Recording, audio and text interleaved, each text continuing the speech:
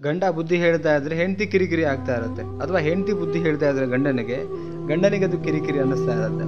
ಇದು same situation as A lover ಅಂತ ಏನಿರ್ತಾರೆ, ಲವ್ವರ್ಸ್ ಏನಿರ್ತಾರೆ ಅವರಲ್ಲೂ ಶುರುವಾತಲ್ಲಿ ಚೆನ್ನಾಗಿರ್ತಾರೆ.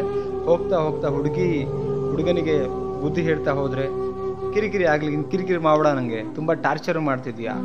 ಸೇಮ್ ಹುಡುಗನಿಗೂ ಅದೇ ಹುಡುಗಿಗೂ ಅದೇ, ಯಾರೋ ಒಬ್ರು ಹೇಳ್ತಿರ್ಬೇಕಾದ್ರೆ ಆಗುತ್ತೆ. ಸೊ ಇದು ಆ್ಯಕ್ಚುಲಿ ಏನು ಕಿರಿಕಿರಿ ಇರುತ್ತೆ, ಯಾಕೆ ಆ ಕಿರಿಕಿರಿ ಫೀಲ್ ಆಗ್ತಿರುತ್ತೆ ನಮಗೆ, ಅದು ಒಳ್ಳೇದಾ ಕೆಟ್ಟದ್ದಾ? ಸುಮಾರು ಮನೆಗಳಲ್ಲಿ ಇದೇ ತಾನೇ ನಡೀತಾ ಇರೋದು. ಕಮೆಂಟ್ ಮಾಡಿ ನೋಡ್ತಿರೋರು ದಯವಿಟ್ಟು. ವಿಡಿಯೋ ನೋಡಿದ್ಮೇಲೆ ಮನಸ್ಸಿಗೆ ಶೇರ್ ಮಾಡಿದ್ರೆ ನನಗೆ ಗೊತ್ತಾಗುತ್ತೆ ಎಷ್ಟು ಮಟ್ಟಿಗೆ ಇದು ನಡೀತಾ ಇದೆ ಅಂತೇಳಿ.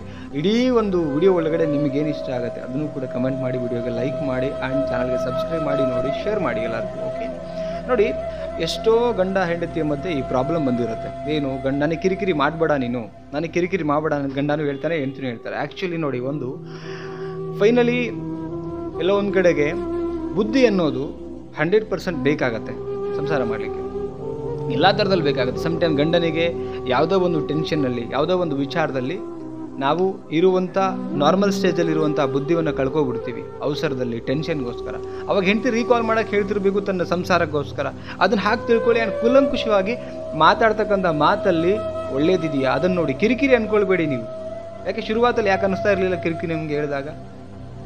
ಎಸ್, ಇದು ಇಬ್ಬರಿಗೂ, ನಾನು ಯಾರ ಪರನೂ ಮಾತಾಡ್ತಿಲ್ಲ ಇಲ್ಲಿ. ನನ್ನ ಪರ ಏನಂತ ಹೇಳಿದ್ರೆ ಒಂದು ಒಳ್ಳೆ ವಿಚಾರಕ್ಕೆ, ಅದೇ ನನ್ನ ಪರ, ರೈಟ್.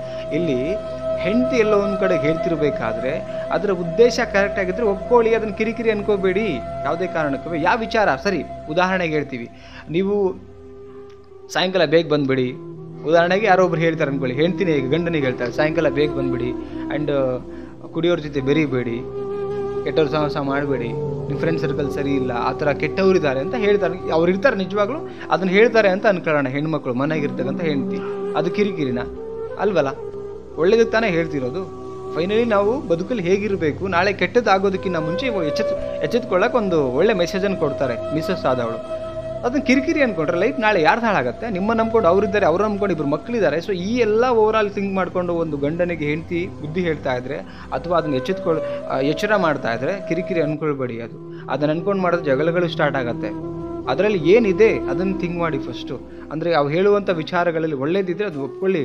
ಕಿರಿಕಿರಿ ನಂಗೆ ಜಗಳ ಮಾಡ್ತಾರೆ ಅಂದ್ಕೊಳ್ಬೇಡಿ. ಸೇಮ್ ಗಂಡ ಹೆಂಡತಿಗೆ ಹೇಳ್ತಿರ್ಬೇಕಾದ್ರೆ ಹೆಂಡತಿ ಕಿರಿಕಿರಿ ಮಾಡ್ಕೋಬಾರ್ದು. ಸಮ್ಟೈಮ್ಸ್ ಏನಾಗುತ್ತೆ, ಕೆಲವೊಂದು ಗೊತ್ತಿಲ್ಲದೇನೆ ತಪ್ಪುಗಳು ನಡೀತಾ ಇರುತ್ತೆ, ಹೆಂಡತಿ ಮಾಡ್ತಿರ್ತಾಳೆ. ಅದನ್ನು ಗಂಡ ಕೂರಿಸ್ಕೊಂಡು ಬುದ್ಧಿ ಹೇಳಬೇಕಾದ್ರೆ, ನನ್ನ ಗಂಡ ಹೇಳ್ತಿರೋ ವಿಚಾರದಲ್ಲಿ ನನ್ನ ಒಳ್ಳೇದಕ್ಕಿದೆಯಾ, ನಮ್ಮ ಫ್ಯಾಮಿಲಿ ಒಳ್ಳೇದಕ್ಕಿದೆಯಾ, ಸಂಸಾರಕ್ಕೋಸ್ಕರ ಇದೆಯಾ, ಇದನ್ನು ವಿಚಾರ ಮಾಡಿ. ಉದ್ದೇಶದ ಬಗ್ಗೆ ವಿಚಾರ ಮಾಡಿ. ನೀವು ಎಷ್ಟೋ ಕಿರಿಕಿರಿ ಮಾಡ್ತಾರೆ, ನನ್ನ ಗಂಡ ಸರಿ ಇಲ್ಲ, ನನ್ನ ಹೆಂಡತಿ ಸರಿ ಇಲ್ಲ. ಏನು ಸರಿ ಇಲ್ಲ? ಗಂಡ ಸರಿ ಇಲ್ಲ. ಶುರುವಾದಲ್ಲಿ ಸರಿ ಇದ್ರೆ ಎಲ್ಲದೂ ನಾವೇನು ಮಾಡ್ತಾರೆ, ಕೂಲಂಕುಷವಾಗಿ ಆ ವಿಚಾರದ ಬಗ್ಗೆ ಡಿಸ್ಕಷನ್ ಮಾಡಿದಾಗ, ಆವಾಗ ನೀವು ಅದ್ರ ಬಗ್ಗೆ ಡೀಪ್ ಹೋದಾಗ, ಇದು ಯಾಕೆ ಹೇಳ್ತಾರೆ ಈ ಮಾತು ನನಗೆ ಪದೇ ಪದೇ, ಒಳ್ಳೆ ವಿಚಾರಕ್ಕೆ ಒಳ್ಳೆ ಉದ್ದೇಶಕ್ಕೆ ಹೇಳ್ತಾ ಇದ್ದಾರೆ ಅಂತಂದಮೇಲೆ ಅದನ್ನು ಕಿರಿಕಿರಿ ಅಂದ್ಕೊಳ್ತೀನಿ, ಬುದ್ಧಿ ಅಂದ್ಕೊಳ್ಳಿ. ಎಷ್ಟೋ ಫ್ಯಾಮಿಲಿಗಳು ನಡೀತಾ ಇದ್ದಾರೆ, ಜಗಳಗಳು ಕೂಡ ಮಾಡ್ತಿದ್ದಾರೆ. ಸಪೋಸ್ ನೀವು ಕಿರಿಕಿರಿ ಅಂದ್ಕೊಂಡು ಸುಮ್ಮನೆ ಹಾಗೆ ಬಿಟ್ಟರೆ ನಾಳೆ ಎಷ್ಟೋ ಪ್ರಾಬ್ಲಮ್ಗಳಾಗುತ್ತೆ. ನೀವು ನೋಡ್ತಿದ್ದೀರಾ ಸಮಾಜದಲ್ಲಿ ಎಷ್ಟು ಪ್ರಾಬ್ಲಮ್ಗಳಾಗಿದೆ ಇವತ್ತು. ಹೆಂಡತಿ ಮಾತು ಕೇಳಿದ್ದೀರಾ, ಗಂಡನ ಮಾತು ಕೇಳಿದ್ದೀರಾ, ಒಳ್ಳೇದನ್ನು ಕೇಳಿದ್ದೀರಾ. ಹಂಗಂತೇಳಿ ನಾನು ಹೆಂಡತಿ ಗುಲಾಮನಾಗಿರಬೇಕು ಅಥವಾ ಗಂಡನ ಗುಲಾಮನಾಗಿರಬೇಕು ಅದೆಲ್ಲ ಪ್ರಶ್ನೆ. ಇಲ್ಲಿ ಯಾರೂ ಗುಲಾಮನಾಗೋ ಅವಶ್ಯಕತೆ ಇಲ್ಲ. ಒಳ್ಳೆಯ ಉದ್ದೇಶಕ್ಕೆ ಗುಲಾಮನಾಗಬೇಕು ಮನುಷ್ಯ. ಒಳ್ಳೆಯ ಉದ್ದೇಶ ಅಂದ್ರೆ ಏನು? ಗಂಡನ ಮಾತನ್ನು ಕೇರಿ ಧಿಕ್ಕಾರ ಮಾಡಿ ಹೆಂಡತಿ ಮುಂದೆ ಹೋದರೆ ಯಾವುದು ಗಂಡ ಮಾಡಬೇಡ, ಅದು ಕೆಟ್ಟದಿರುತ್ತೆ. ಆ್ಯಕ್ಚುಲಿ ಗಂಡ ಮಾಡಬೇಡ ಅಂತಾನೆ, ಅದನ್ನ ಹೆಂಡತಿ ನನಗೆ ಇದು ಮಾಡಿದ್ದೆ ಕರೆಕ್ಟ್, ನಾನು ಹೋಗ್ತೀನಿ ಅಂತ ಹೋದರೆ ಅಲ್ಲಿ ಉದ್ದೇಶ ಕರೆಕ್ಟ್ ಇರಲ್ಲ, ಸಂಸಾರ ಹಾಳಾಗ್ತಾ ಇರುತ್ತೆ, ರೈಟ್. ಆ್ಯಂಡ್ ಹೆಂಡತಿಯ ಮಾತನ್ನು ಹೆಂಡತಿ ಒಳ್ಳೇದಕ್ಕೆ ಹೇಳ್ತಿರ್ತಾಳೆ, ನಾನು ಕುಡಿದೇ ತಿರ್ತೀನಿ, ನಾನು ಕೆಟ್ಟವರೊಟ್ಟಿಗೆ ಹೋಗ್ತೀನಿ ಅಂತ ಹೇಳಿದ್ರೆ ನಾಳೆ ಸಂಸಾರ ಹಾಳಾಗುತ್ತೆ. ಒಳ್ಳೆಯ ಉದ್ದೇಶಕ್ಕೆ ಗುಲಾಮನಾಗಬೇಕು ಮನುಷ್ಯ, ಹೊರತು ಹೆಂಡತಿಗೆ ಗುಲಾಮ, ಗಂಡನಿಗೆ ಗುಲಾಮ ಇದೆಲ್ಲ ಆ್ಯಕ್ಚುಲಿ ಪದ್ಧತಿ, ರೈಟ್. ನಾನು ಯಾಕಿದೆ ಅಂತ ಹೇಳಿದ್ರೆ ಸಮಾಜದಲ್ಲಿ ತುಂಬ ನೋಡ್ತಿದ್ದೀವಿ. ಎಷ್ಟೋ ನಾವು ಕೋಪದಲ್ಲಿ ಒಳ್ಳೆ ಉದ್ದೇಶ ನಾವು ಮರೆತು ಬಿಡ್ತಾ ಇದ್ದೀವಿ. ಕೋಪದಲ್ಲಿ ನಾನು ಹೆಂಡತಿ ಮಾತು ಕೇಳಬೇಕಾ, ನಾನು ಗಂಡನ ಮಾತು ಕೇಳಬೇಕಾ?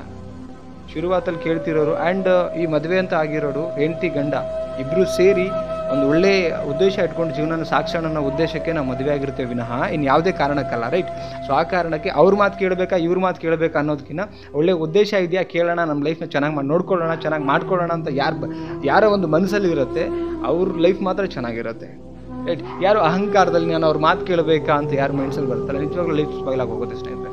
ಆ ಒಂದು ಕಾರಣಕ್ಕೆ ದಯವಿಟ್ಟು ಹೆಂಡ್ತಿನ ಕೇವಲವಾಗಿ ನೋಡಬೇಡಿ, ಆ್ಯಂಡ್ ಅವ್ರ ಉದ್ದೇಶನ ಕೇವಲವಾಗಿ ನೋಡಬೇಡಿ, ಗಂಡನ ಕೇವಲವಾಗಿ ನೋಡಬೇಡಿ, ಅವ್ರ ಉದ್ದೇಶನೂ ಕೇವಲವಾಗಿ ನೋಡಬೇಡಿ. ಸೊ ಈ ಒಂದು ಉದ್ದೇಶನ ಇಟ್ಕೊಂಡು ನೀವು ನಿಜವಾಗ್ಲೂ ಸಂಸಾರದಲ್ಲಿ ಮೂವ್ ಆನ್ ಆಗ್ತಿದ್ರೆ ಡೆಫಿನೆಟ್ಲಿ ಆ ಸಂಸಾರ ತುಂಬ ಚೆನ್ನಾಗಿರುತ್ತೆ. ಕಿರಿಕಿರಿ ಅಂದ್ಕೊಂಡ್ರೆ ಅದು ಲೈಫ್ ಟೈಮ್ ಜಗಳ ಕ್ಯಾರಿ ಆಗ್ತಾ ಹೋಗುತ್ತೆ. ಆ್ಯಂಡ್ ಅದರೊಟ್ಟಿಗೆ ಏನಾಗುತ್ತೆ, ನಾನು ಹೇಳೋದೇ ಬೇಡ ಇವರಿಗೆ, ನಾನು ಹೇಳೋದ್ರಿಂದ ಕಿರಿಕಿರಿ ಮಾಡ್ಕೊಳ್ತಾರೆ ಅಂದರೆ ಯಾಕೆ ಹೇಳಬೇಕು ಅನ್ನೋ ಮಟ್ಟಕ್ಕೆ ಬಂದುಬಿಡ್ತಾರೆ. ಅಲ್ಲಿ ಕೋಪದ ನೋಡಿ, ಮನುಷ್ಯನ ಒಂದು ಸೈಕಾಲಜಿ ನೇಚರ್ ಹೇಗಿದೆ ಅಂದರೆ, ಯಾವುದೇ ಒಬ್ಬ ಎಷ್ಟೇ ಬುದ್ಧಿವಂತ ವ್ಯಕ್ತಿ ಇರಲಿ, ಅವನಲ್ಲಿ ಕೋಪ ಬಂದರೆ ಬುದ್ಧಿ ಅನ್ನೋದು ಹೊರಟೋಗುತ್ತೆ, ಕೋಪ ಅನ್ನೋದು ನಿಲ್ಸಿರುತ್ತೆ. ಅಲ್ಲಿ ಆ ಕೋಪ ಇರೋ ತನಕ ಕೋಪ ನಿಲ್ಸಿರುತ್ತೆ. ಕೋಪ ಬಂದಾಗ ನಮಗೆ ಬುದ್ಧಿ ಹೇಳೋರು ಬೇಕು, ಎಂಥ ಬುದ್ಧಿವಂತ ಮನುಷ್ಯ ಇರಲಿ. ಆವಾಗ ಜೊತೆಗಿರತಕ್ಕಂಥ ಸಂಗಾತಿಗಳು ಯಾರೋ ಒಬ್ರಿಗೆ ಕೋಪ ಬಂದಾಗ, ಒಬ್ಬರಿಗೆ ಟೆನ್ಷನ್ ಆದಾಗ, ಒಬ್ಬರಿಗೆ ಬುದ್ಧಿ ಇಲ್ಲದೇ ಇರೋ ಟೈಮಲ್ಲಿ ಬುದ್ಧಿ ಹೇಳೋಕ್ಕೆ ಜೊತೆಗಿರೋ ಸಂಗಾತಿಗಳು ಬೇಕಾಗತ್ತೆ. ಆ ಒಂದು ಕಾರಣಕ್ಕೆ ಬುದ್ಧಿ ಹೇಳ್ತಿರ್ಬೇಕಾದ್ರೆ ದಯವಿಟ್ಟು ಕಿರಿಕಿರಿ ಅಂದ್ಕೊಳ್ಬೇಡಿ, ಸಂಸಾರನ ಹಾಳು ಮಾಡ್ಕೋಬೇಡಿ. ಈ ಒಂದು ಉದ್ದೇಶದ ವಿಡಿಯೋ ನಿಮಗೆ ಇಷ್ಟ ಆಗಿದ್ದರೆ ಅಥವಾ ಯಾವ ಒಂದು ವಿಚಾರ ಇಷ್ಟ ಆಯಿತು ಅದನ್ನು ಕಮೆಂಟ್ ಮಾಡಿ. ದಯವಿಟ್ಟು ನೋಡ್ತಿರೋ ಪ್ರತಿಯೊಬ್ಬರು ಕಮೆಂಟ್ ಮಾಡಿ, ಲೈಕ್ ಮಾಡಿ ವಿಡಿಯೋಗೆ. ಯಾಕಂದರೆ 1000 ಜನ ನೋಡಿದ್ರೆ ಎಲ್ಲೋ ಒಂದು 200 ಲೈಕ್ ಬಂದಿರುತ್ತೆ. ದಯವಿಟ್ಟು ಹಂಗೆ ಮಾಡಿಬಿಡಿ, ಲೈಕ್ ಮಾಡಿ. ನೀವು ಲೈಕ್ ಮಾಡಿದಷ್ಟು ನಂಗೆ ಮೋಟಿವೇಟ್ ಆಗುತ್ತೆ ಅಗೇನ್ ಇನ್ನೊಂದು ಟಾಪಿಕ್ ತೊಗೊಂಡು ಬರಬೇಕು ಅಂತ. ಆ್ಯಂಡ್ ಚಾನಲ್ಗೆ ಸಬ್ಸ್ಕ್ರೈಬ್ ಮಾಡ್ಕೊಳ್ಳಿ, ಆ್ಯಂಡ್ ವಿಡಿಯೋನ ಎಲ್ರಿಗೂ ಶೇರ್ ಮಾಡಿ. ಮತ್ತೊಂದು ಟಾಪಿಕಲ್ಲಿ ಸಿಗೋಣ. Thank you so much guys, bye.